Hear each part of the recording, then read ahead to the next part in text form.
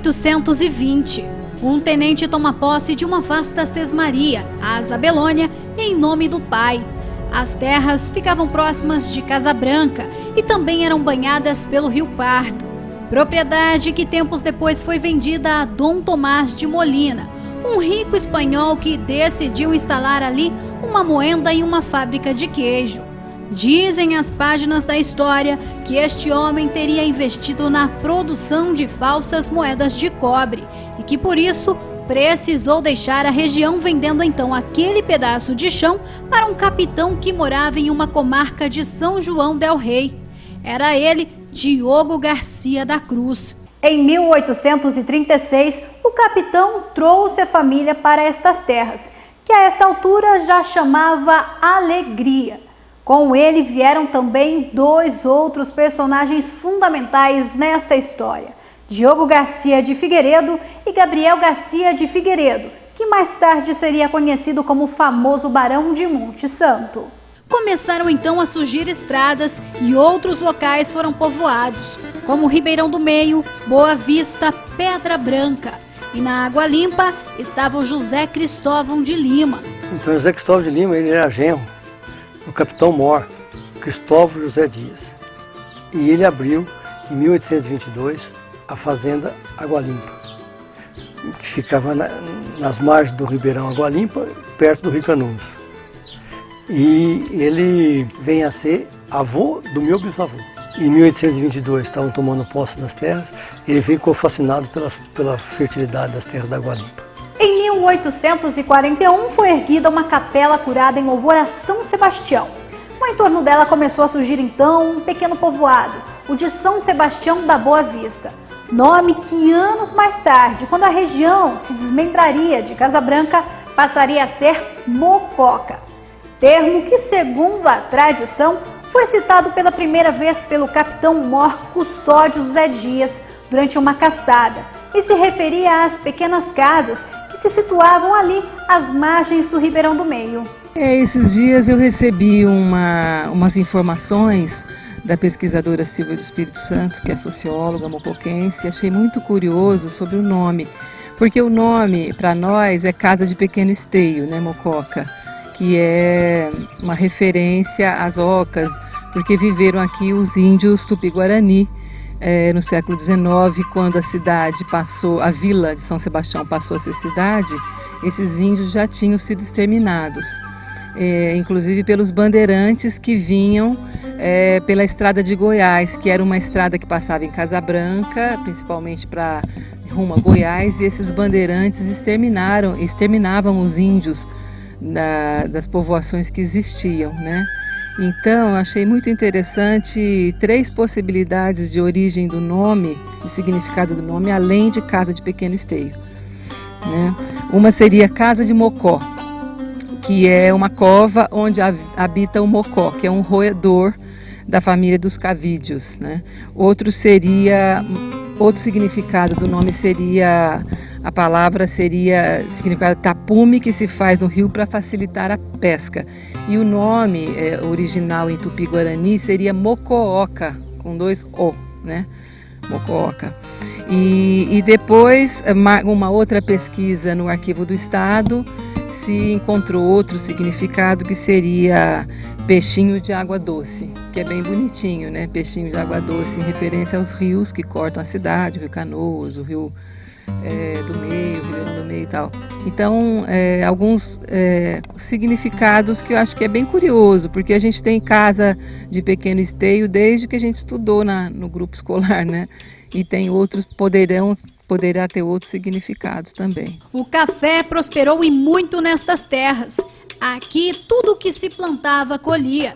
E foi este grão de ouro que construiu riquezas.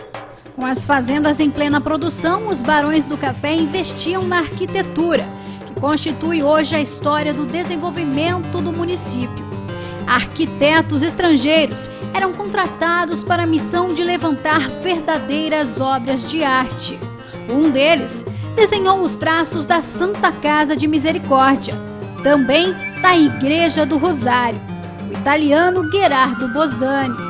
A história do Bozani ela é muito interessante. Ele veio para a cidade quando foi fundar a Santa Casa de Misericórdia. Ele foi convidado a apresentar um projeto. E aí ele veio, foi o arquiteto construtor escolhido, e a importância dele foi fundamental, né? Se a gente hoje, se Mococa é uma referência nessa arquitetura do café, muito se deve ao trabalho que o Gerardo Bozani conseguiu desenvolver na cidade na época, e inclusive tem relatos que ele teve outras empresas depois. Então assim, ele foi trabalhar também na questão de fundição. Então os gradis dessas casas todas eram também projetados por ele. Ele foi sócio dos Pisani, eu não lembro, era Bozani Pisani, a gente tem anúncio no jornal. Então assim, quão importante foi a presença dele na cidade de Mococa, né, na construção dessa identidade que a cidade hoje possui, essa riqueza cultural que veio aí desse período áureo do café na cidade. Barão de Monte Santo, um ícone na história mocoquense. Foi chefe do Partido Conservador, tenente-coronel reformado da Guarda Nacional, esposo de Dona Maria Carolina de Figueiredo, e engajou diversas empreitadas em busca de promover a freguesia em cidade, como a construção de um prédio destinado à instrução pública, o ensino. Também fez parte da comissão que levantou a Igreja Matriz de São Sebastião, doou o hospital, sendo que também foi o primeiro presidente da Câmara Municipal de Mococa, onde já exercia a função de juiz de paz. O café trouxe também, de certa forma, outro grande tesouro para Mococa. É que foi para negociar este fruto da terra que um casal de italianos visitou a cidade em meados de 1905. E aqui, por uma feliz coincidência, nasceu um artista que levará o nome de Mococa para o mundo todo. Estou falando de Bruno Jorge.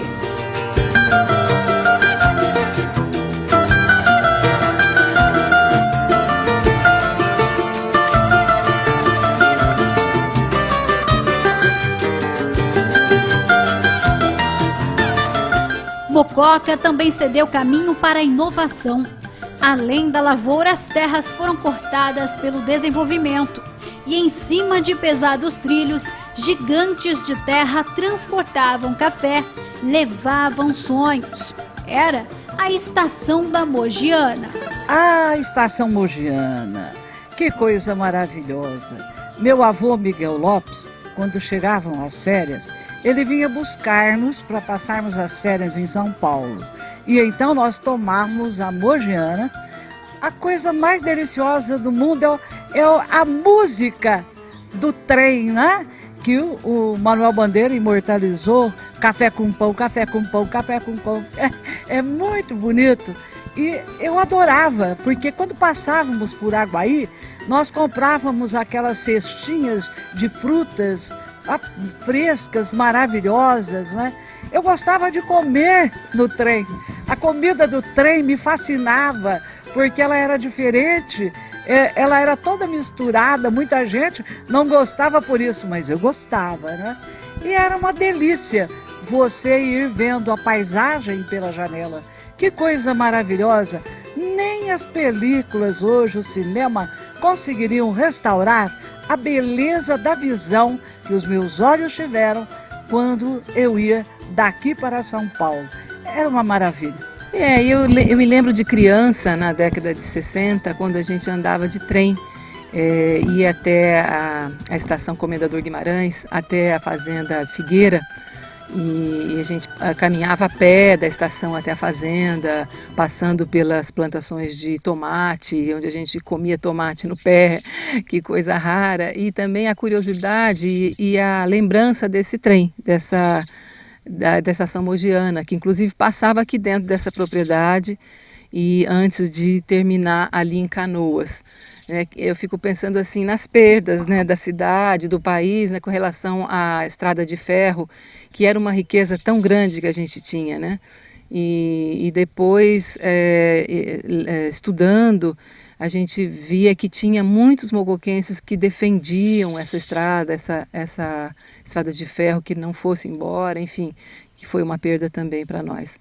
O percurso do trem também chegava até um povoado de Mococa que existe até hoje.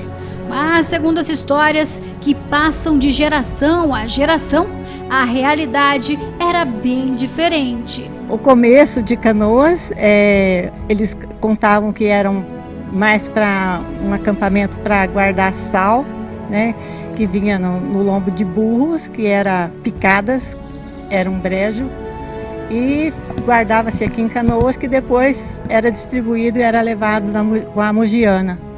Aí era para os centros maiores. E Canoas, assim, começou a crescer, veio bastante, quando começou o café, né, o plantio do café, começou a trazer bastante pessoas interessadas, né?